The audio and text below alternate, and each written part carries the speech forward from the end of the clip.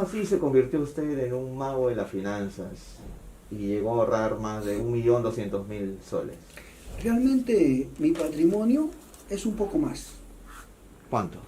totalmente justificado. No te lo podría decir por razones de seguridad, pero es un poco más y está totalmente justificado, centavo a centavo. Y yo debo ser el neurocirujano más pobre de este país, porque he dedicado gran parte de mis operaciones, que superan las 1.000 operaciones, totalmente gratuitas, sin cobrar un centavo en cada cirugía cerebral. Y de eso le puede dar fe el pueblo huancayo. ¿Ya? Una operación que bien en Lima puede costar entre 100 o 200.000 soles, y con 5 operaciones tendrían el patrimonio que yo he hecho en 20 años de trabajo. Ahora, Así que aquí no hay magia, aquí hay trabajo, y trabajo filantrópico inclusive. Ahora, pero en el 2013 usted reportó ingresos a la Contraloría mensuales por 14.300 y no registra ingresos por actividades privadas. Mis cuentas, las últimas que hablan, están totalmente investigadas. Yo he tenido 8 investigaciones por lavado de activos, 6 archivadas de las mismas cuentas y una por sobreseerse. ¿Su fortuna de dónde es la proviene? misma cuenta. ¿De dónde proviene entonces su fortuna? De la ¿Su cuarta actividad privada? categoría, que es la actividad privada, y de la quinta categoría, como médico neurocirujano en salud, como gobernador regional, como profesor nombrado de la Universidad Nacional del Centro y como profesor de la Universidad Peruana Los Andes en su momento. ¿Y cuadran esas cuentas? O sea, ¿se Totalmente. puede ganar 1.000.000? Yo le podría y pico? decir que hay un superávit inclusive. Y la conclusión de todos los peritajes que siempre se han hecho es la siguiente: no existe desbalance patrimonial. Así de concreto. ¿Por qué no ejerció como médico cirujano en una crisis tan grande de salud como la pandemia? ¿Perdón? ¿Por qué no ejerció como médico en esta crisis de la pandemia por Yo el sí coronavirus? he ejercido mi carrera de médico y también de neurocirujano en la pandemia. Yo tengo casos, Pero no ha pedido yo licencia tengo sindical. casos operados en el área privada en la pandemia, con mucho riesgo, pero los he operado. Pero me refiero en el Y Estado. he atendido casos en mi casa y también en la clínica Santo Domingo con COVID, leyendo tomografías, dándoles el tratamiento, porque ese rato era un tema realmente dramático. ¿Y por qué no lo trabajó en el Estado? ¿Por qué no lo trabajé en el Estado? Porque yo no he perdido mi vínculo con el gobierno regional. Yo sigo siendo gobernador regional. Estoy solamente suspendido, pero no estoy vacado. El día que yo esté vacado y pierda mi vínculo laboral, tendré que volver a salud. Por eso que ese despido que hace de la institución es totalmente arbitrario. ¿Y cuándo fue? Y lo mismo pasó con la Universidad del Centro.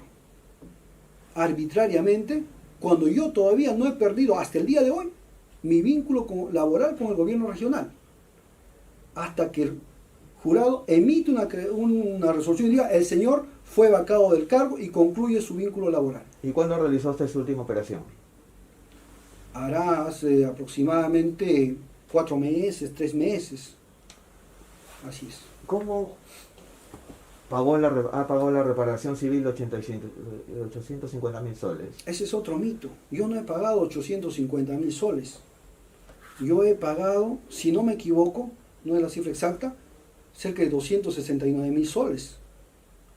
Debe, Con los entonces. ahorros familiares. No, es que el resto lo han pagado el resto de los sentenciados. Somos 4 sentenciados. Así que eso de achacarte que tú has pagado todo, que hay que incautar, parte pues obviamente de un razonamiento totalmente malicioso, con tal de hacerte quedar mal ante la opinión pública, ¿no? Pero ¿cómo Así de cómo concreto. se recolectó ese dinero? Las balas, como dice el primer ministro Guido Bellido en una Tienen que explicarlo quienes han depositado por su parte, y yo explicar la que he depositado por mi cuenta, que es también con apoyo partidario, porque el partido hace una reunión y al ver que mi sentencia tiene un carácter político, el partido también decide aportar frente a esa causa. cuando yo estaba detenido. Y a eso responde, por ejemplo, el aporte que hace la señora Dina Boluarte con el señor Braulio Grajeda y también la coordinación que hace en ese entonces Guido Bellido. Ahora, la hipótesis fiscal en el caso de lo dinámico del centro es que se recaudó plata ilícita del gobierno regional para financiar la campaña Perú Libre. Totalmente falso. Es que ¿sabe qué pasa? El fiscal tiene una teoría del caso, que está bien, que ejercite hipótesis, y yo los felicito por eso, porque a partir de eso el pensamiento se hace más riguroso de poder detectar algún acto delictivo. Está en todo su derecho, ¿ya? Entonces, el deber nuestro es demostrar que eso no es así. Yo estoy muy seguro, como que estoy sentado hoy en este momento con tu persona, de que ni un centavo fue a la campaña del profesor Pedro Castillo. Lo que sucede que a veces en la mente del adversario político, no de la fiscalía, estoy hablando del adversario político, en su mente no puede caber la solidaridad de clase en un pueblo. No puede saber que eso lo hemos hecho a base de sudor, sacrificio, llanto, ¿no? Y ellos creen desde su mente que solamente la corrupción es el pistón que mueve el motor de la historia. Pero aquí el pistón ha sido la solidaridad de clase de un pueblo que se vio afectado, abandonado, desprotegido en la pandemia, que decidió apostar por el cambio. Y eso lo puedo decir con toda claridad. La campaña de Pedro Castillo no fue financiada ni por el gobierno regional de Junín, ni por un dinero oscuro de narcotráfico, de terrorismo, ni de la Dirección Regional de Transporte y Comunicaciones, como la que han tejido toda una historia. ¿Y por qué el patrimonio aumentado de Perú Libre en el 2018 registró 0 soles y en el 2021 ha registrado 762.000 soles? Porque el partido decidió dar un paso del nivel regional al nivel nacional. ¿Y eso qué incluía? Que teníamos que tener un local en Lima y no podíamos estar de gitanos y teníamos que institucionalizar el partido en Lima. Entonces se hace una asamblea y se les pide a los militantes que aporten extraordinariamente una suma de dinero para comprar ese local que costó $220.000, el de la calle Brasil, y que nosotros exoneraríamos sus cuotas partidarias en los años siguientes, porque Perú Libre fue un partido que siempre aportó estatutariamente. Y muchos de ellos aportaron, y debidamente bancarizados, todos. No hay ningún centavo que no esté bancarizado en la compra de ese local. Ese es el patrimonio que aumenta. O sea, es el local el que hace ese desnivel aparente. ¿Por qué ha querido retirar dinero del banco? Sus ahorros, 1.200.000 soles. ¿Por ¿Por qué? Porque quería cambiar de banco para obtener mejor rentabilidad. Yo en este problema estoy 6 años. Por eso es que dicen, ¿por qué depositó en la caja? ¿Y por qué el mismo día movió? ¿Y por qué el mismo día? Simplemente porque si estoy investigado 6 años de lavado de activos, ningún banco quiere aumentarte una mejor rentabilidad de tu dinero. Entonces tienes que preguntar, tienes que cambiar. ¿Por qué? Porque no puedes estar con un rendimiento mínimo, casi nada, por simplemente ser políticamente expuesto, como te llama el banco. Por eso es que se hicieron esos movimientos. Entonces en algún momento el Interbank me ofrece mayor rentabilidad y con un cheque de gerencia traslado ese dinero. Y eso es ahí, alrededor de eso se teje, he puesto una historia que ese dinero haya venido del Brain, haya venido de los dinámicos. Y no, es el mismo dinero que está investigado hace mucho tiempo. Por eso es que no tengo ningún problema yo con mi patrimonio. Y de patrimonio de lo que yo tengo es solamente una casa en este momento. La casa de Huancayo, donde vivo, ¿ya? Y mis cuentas de ahorro. Y nada más. no tengo empresas, no tengo dinero en el extranjero, no manejo tarjetas de crédito, ni tampoco me apremia. Y vivo generalmente de mi actividad privada y por eso es que casi no toco el dinero del Estado. Debe ser un médico muy envidiado entonces.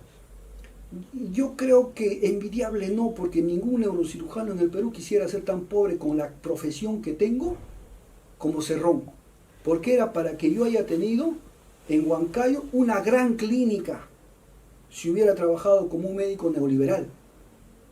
Y no lo he hecho por dos razones: porque mi padre fue un hombre de izquierda y asesinado por sus ideas, y lo otro, porque me educó la Revolución Cubana, pero no para ser un mercantilista.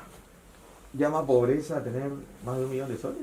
¿Qué? No, yo lo que te digo, que mi patrimonio ahora, como cualquier neurocirujano en Lima, sería entre 16 y 20 millones. Que no lo es. Que no lo es. Investigue otros neurocirujanos aquí en Lima y va a ver usted la diferencia abismal de patrimonio que hay en 20 años de trabajo. ¿Por qué no han separado a Arturo Cárdenas de Perú Libre?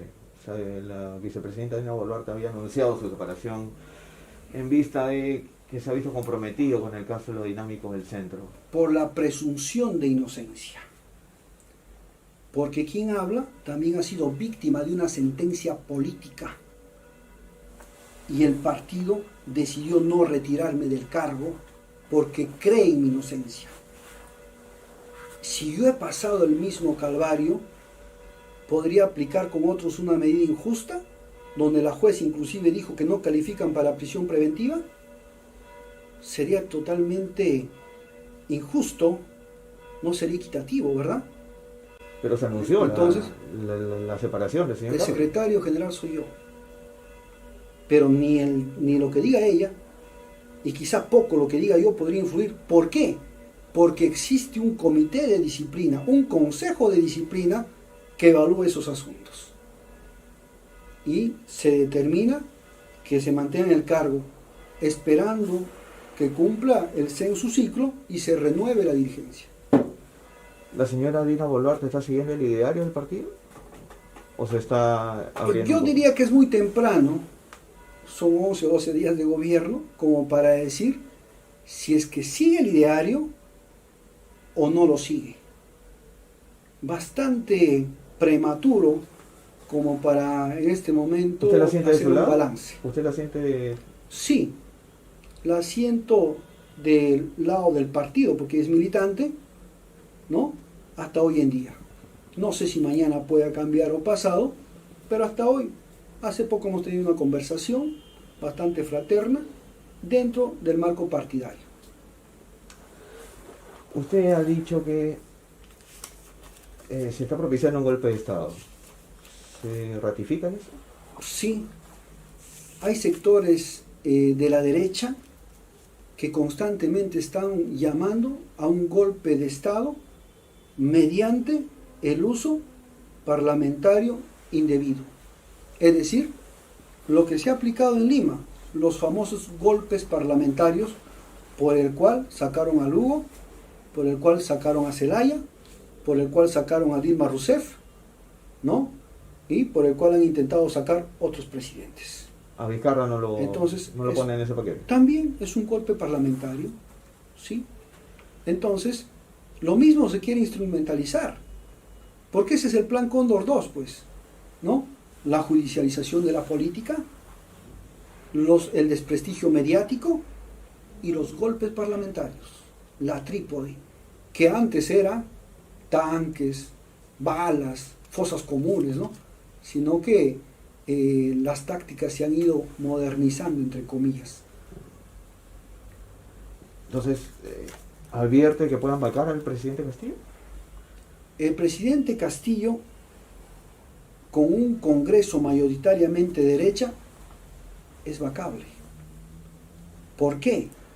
Porque el voto en el Parlamento no es un voto técnico-jurídico, es un voto de voluntad política. Así que nada podría garantizar que pueda ocurrir o no. Obviamente no es mi deseo ni es el deseo del pueblo, pero sí se armaría una gran convulsión social si se hiciera eso. Yo creo que el profesor Pedro Castillo, presidente de la República, está en todo el derecho todavía de ejecutar su plan de gobierno y se evalúe mínimamente en un año de gestión para tener una claridad mayor de lo que serán los próximos años. ¿El señor Castillo llegará al 2026? Yo espero que llegue al 2026 y que llegue bien y que no sea una víctima después de una persecución, como se hizo, de presidentes que salieron, debida o indebidamente, ¿no? Y también anhelo que el Partido Perú Libre pueda tener una prolongación en su existencia y en su ejercicio político. Aprovechando esta entrevista, usted ha mostrado también, ha tenido opiniones que han sido consideradas machistas. Se ha mostrado en contra de la cuota de género, por ejemplo. Yo nunca me he mostrado en contra de la cuota de género, eso es una falsedad. No, pero usted cuestionó, cuando fue gobernador regional, Lo de la consejera. la inclusión de una consejera. Yo no he cuestionado eso, lo han presentado desde ese ángulo. Entonces, A nosotros la pregunta fue, ¿por qué ustedes eligieron una consejera desleal? Que renunció y después pasó a la orilla del frente, y nosotros le dijimos que teníamos pocas militantes mujeres y que por la cuota de género había que cumplirse también eso. Esa fue mi respuesta, pero fue tergiversada de otra forma. Usted se ha mostrado en contra del enfoque de género, eso sí no lo puede negar. En contra de la ideología de género, no del enfoque ni del tratamiento de género, que es distinto. ¿Y por qué?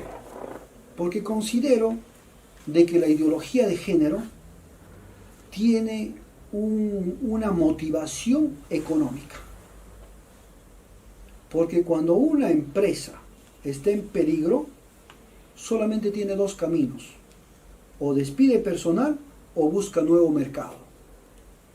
Y en este caso la industria cosmética mundial, que engloba el 50% de la humanidad, y tú me darás la razón cuánto mueve un maquillaje diario en una dama en este planeta, y frente a tener otro 50% del campo virgen, es decir, para hacer que ese otro 50% pueda usar siliconas, hormonas, etcétera, etcétera, y no se vea mal por la sociedad, necesitan pues educar a las nuevas generaciones en decirles de que determinadas opciones sexuales no están fuera del contexto normal. Pero eso es con fines de conquistar el otro mercado por esta gran industria, con lo cual garantizaría su permanencia de 500 años más, posiblemente. Entonces, a eso voy yo. No es a un tema de discriminación. Es más, yo estoy a favor, por ejemplo, de la unión civil. Estoy a favor. Pero estamos Yo no estoy en contra. Ahora, otra cosa es el matrimonio, ¿no?, igualitario. Ahí sí yo discrepo, porque eso puede traer como consecuencia la adopción de niños. ¿Y por qué Pero en la unión civil estoy de acuerdo, porque es un contrato para salvaguardar un patrimonio. Hay derecho a adoptar, sí, pero no hay derecho de ser adoptado, ¿no?, con otros fines. ¿Conoce usted a Alex Pimentel Vidal? Sí lo conozco. ¿Qué tipo de relación tiene con él? Cuando trabajé en el gobierno, era presidente regional en mi primer mandato del año 2011 al 2014, él trabajó, no recuerdo exactamente en qué puesto, ¿ya?, pero estuvo escasamente cerca de un año, porque era bachiller, si no me equivoco, en agricultura. Eso fue el año 2012 aproximadamente. Después de ese tiempo, el señor Pimentel dejó el trabajo y se fue a su tierra, que era Huánuco. Y desde aquel entonces nunca más lo vi, y me enteré por los medios de comunicación que el 2018, es decir, 6 años después aproximadamente, había sido detenido por la DIRCOTE. Desde que salió de Junín, más nunca tuve ni siquiera una comunicación. No ha tenido ningún acercamiento con Sendero Luminoso, como es la acusación que tiene ahora en Huánuco. En absoluto, en absoluto. Eso parte por una elucubración de un llamado agente especial que quiere salvaguardar su libertad por algo que seguramente hizo de manera delictiva. ¿Y qué opina usted de Sendero Luminoso? ¿Coincide con el primer ministro? Sendero Luminoso fue una organización política que devino después en una organización terrorista, abiertamente.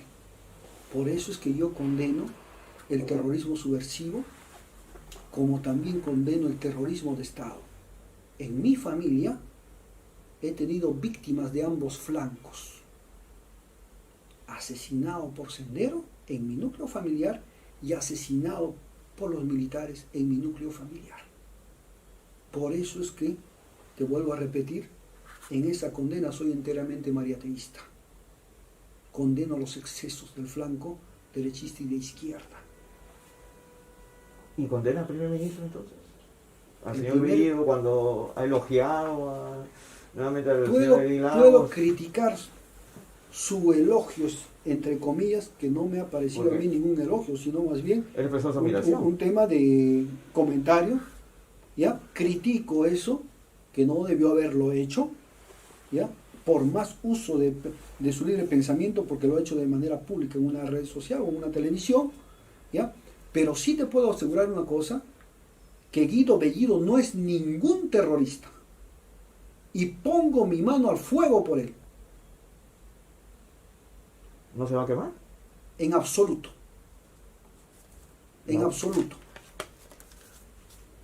Una de las últimas consultas y agradeciéndole la deferencia. ¿Es usted un troll en Twitter?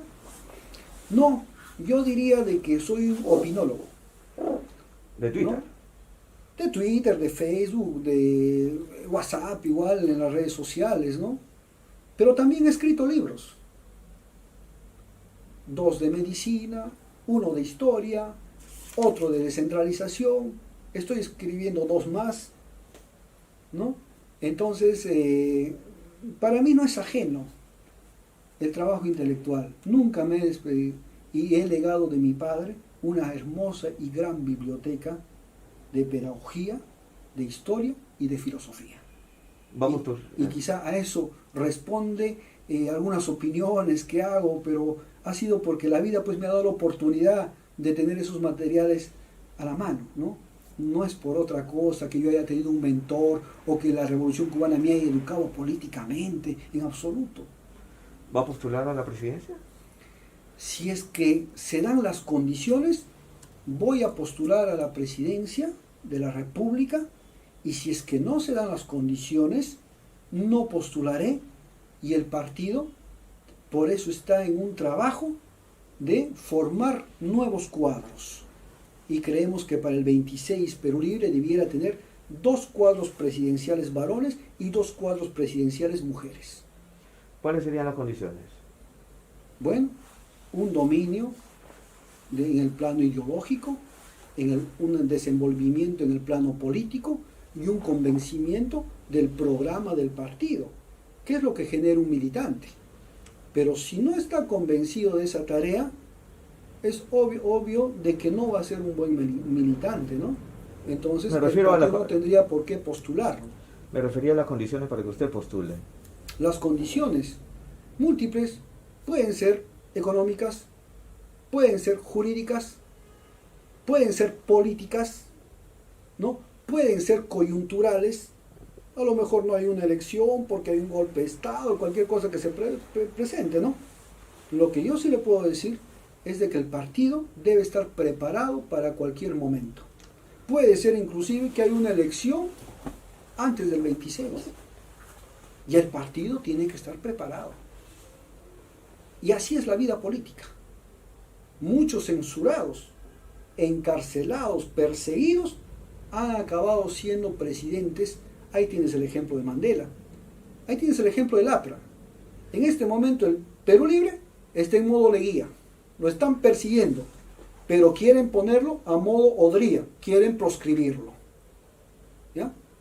Entonces, el que ha hecho un repaso, por lo menos superficial o modesto de la historia, puede darse cuenta que en alguna medida hay una repetición cíclica. Por eso es que no nos asusta estas circunstancias. Para ir terminando, lo último. Respecto a su sentencia de 4 años por negociación incompatible, ¿se arrepiente de haberle dado autorización al consorcio Altiplano para que tenga más plazo para entregar la obra de saneamiento en Loroya? Miren, porque ese fue ese es el punto central. Yo no me puedo arrepentir de cumplir la ley. Porque si tienes en tu escritorio una conciliación extrajudicial que tiene rango de sentencia, de cosa juzgada, de título ejecutivo y de contrato cerrado, ¿qué tienes que hacer como funcionario? Tienes que hacer que el gobierno regional cumpla lo que se ha comprometido en esa conciliación. Y eso es lo único que hice. A mí no me han sentenciado por robarme un centavo, ni por hacer peculado, colusión, ni malversación.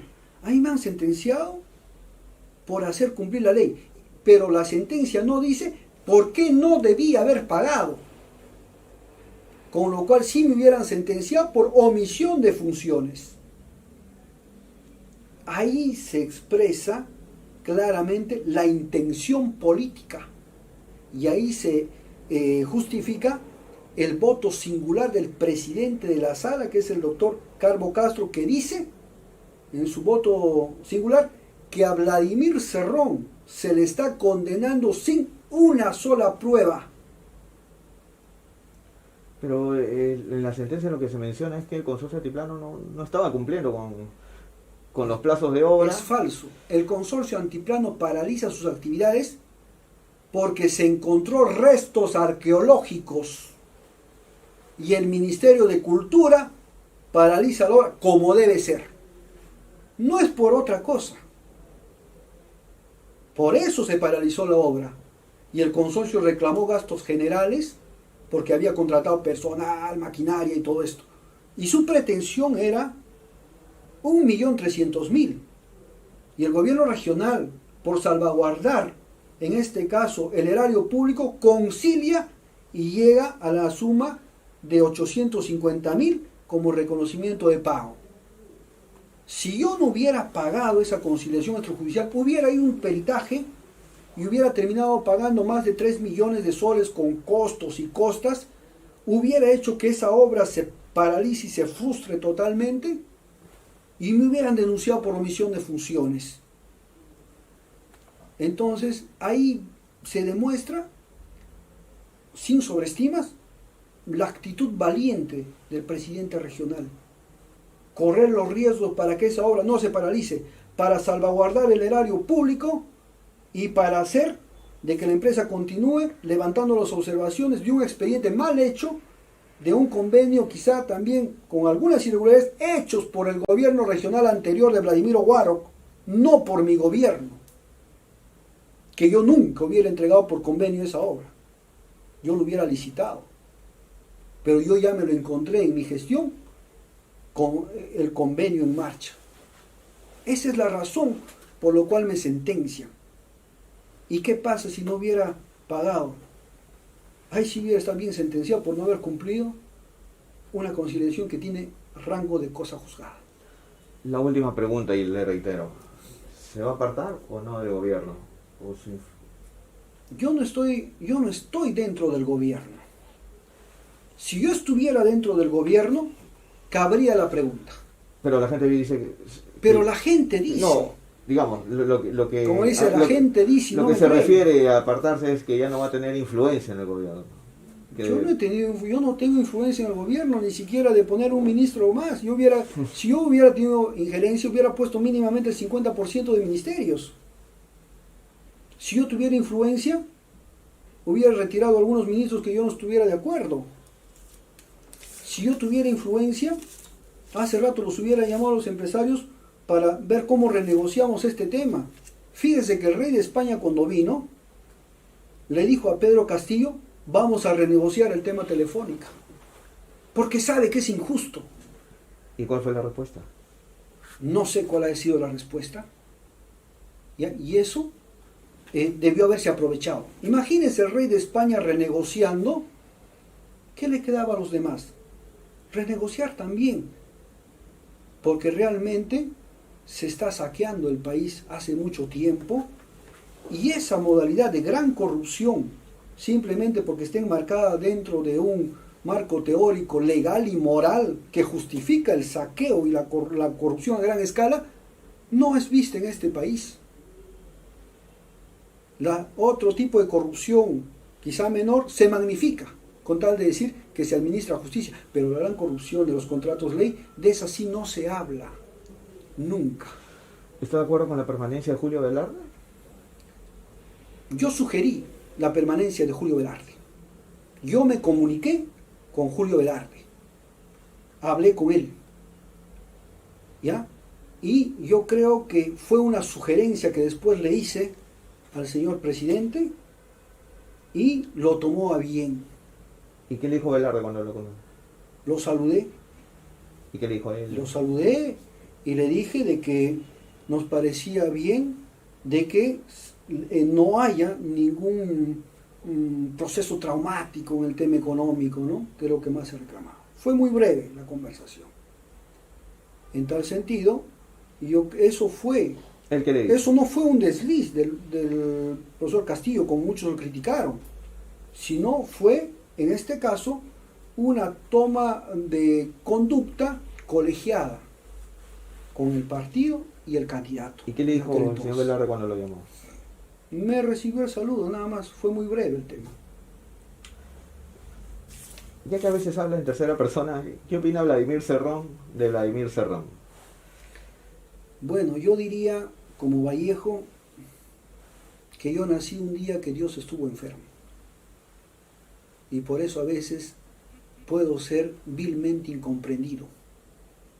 Pero cuando me conozcan, sabrán que el Vladimir Cerrón que han pintado mis enemigos no se parece en nada al Vladimir Cerrón real.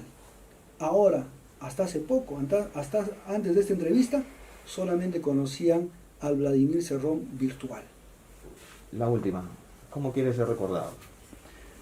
Yo quiero ser recordado como alguien que dio muestras de su consecuencia en su pensamiento, en su ideología y en lo que me enseñaron. Cuando pregunte a los que me conocen, dirán que Cerrón me operó gratuitamente. Dirán que Cerrón, cuando el SOAT me quiso botar de la clínica porque se había acabado mi plata, Cerrón pagó de su dinero los demás días de hospitalización. Y el 70% de los pacientes que yo les pagué en alguna vez su hospitalización con mi dinero, vinieron a devolverme a mi casa algún día, lo que no ocurría con los más acomodados de este país. Quiero que me recuerden en ese tono, quizá no en otros, pero también quiero que vean un hombre que es firme en sus ideas, en sus propósitos, y no es un autoritario o un soberbio, que muchas veces pueden confundir el valor de la firmeza con esos deméritos. Muchas gracias.